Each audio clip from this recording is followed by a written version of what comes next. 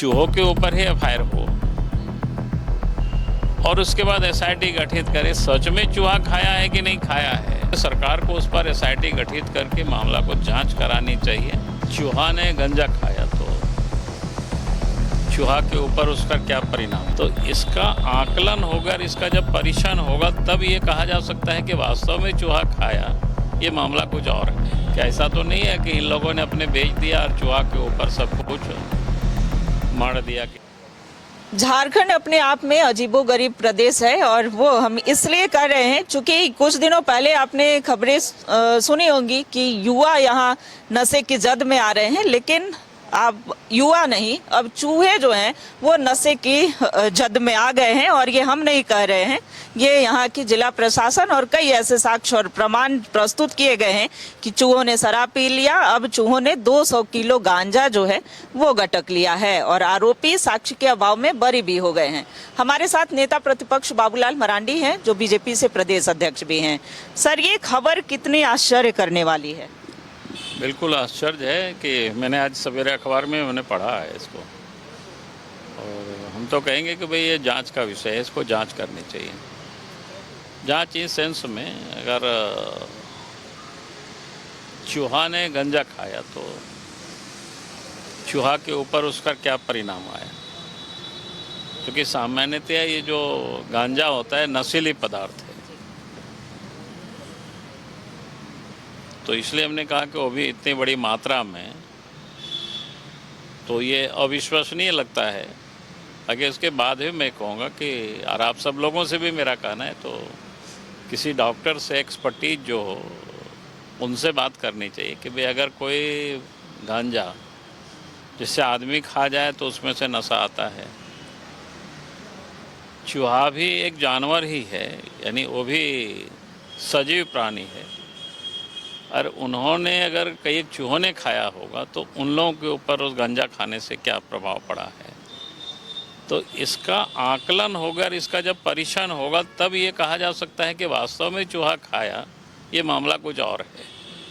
क्या ऐसा तो नहीं है कि इन लोगों ने अपने बेच दिया और चूहा के ऊपर सब कुछ मार दिया कि नहीं साहब ये चूहा खा गया। तो इसलिए ये विषय जांच का विषय है, और इसलिए मैं कह रहा हूँ कि किसी एक डॉक्टर से, एक्सपर्टीज से इस बात की भी चर्चा करनी चाहिए आप लोगों को। भाई गांजा एक नशीली पदार्थ है, और नशीले पदार्थ अगर कोई भी प्राणी खाते हैं, सेवन करता है, तो उसका दुष्परिणाम आता है। तो लिमिट मात्रा में तो लोग नशा के लिए लोग लेते हैं, पीते भी हैं, जो प्रतिबंधित भी है गांजा को लेकर के। तो ये जांच का विषय है, इसलिए सरकार को उस पर एसआईटी गठित करके मामला को जांच करानी चाहिए। पहले तो एफआईआर हो।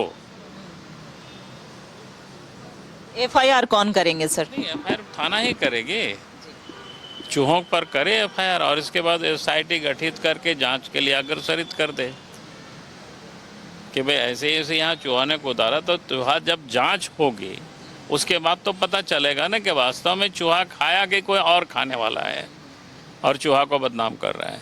तो इसका कैसे पता चलेगा? ये पता तभी चलेगा जब उसकी जांच होगी।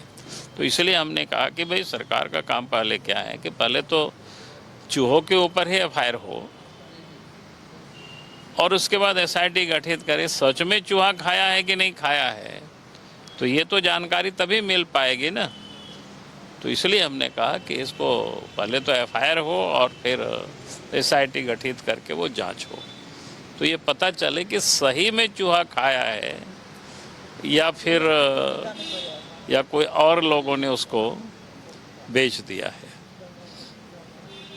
तो ये बाबूलाल मरांडी जी जिन्होंने ये मांग की है कि एसआईटी गठित करके जांच होनी चाहिए, चूहे पर ही एफआईआर, सही चूहे पर ही एफआईआर हो और जांच में ये सामने निकल करके आए कि लगभग 1 करोड़ का वो जो गांजा था चूहे गट के या फिर इसमें कोई और शामिल था।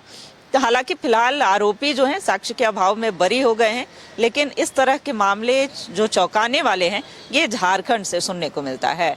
कैमरा पर्सन आयुष के साथ रुचि शर्मा, न्यूज़ 11 भारत राज्य।